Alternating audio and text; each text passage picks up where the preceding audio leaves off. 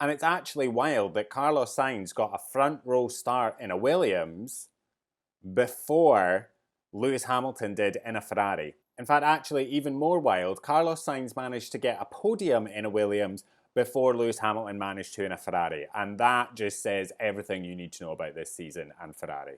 I think Carlos had an absolutely incredible performance, not only managing to get that podium, but just his race was incredibly smart. I think he did an absolute stellar job out there. Carlos played it very wise. He knew that there was no point really going to try and attack George Russell and cost himself a very good finish, a P3, a fantastic finish for Williams and himself, and refocus his efforts into defending his position against Kimi Antonelli, who was coming up behind him in P4. A fantastic race from Carlos Sainz. It's obviously not his first time on the podium, but he himself came over the radio and said that it was the best podium of his career, and you truly felt that when he leapt out of the car and ran into the arms of the Williams team, who were just so happy and ecstatic. And everyone, even though Albon had a terrible race, he was right there to cheer on Carlos on the podium. All of the mechanics, the crew, everyone from Williams was there.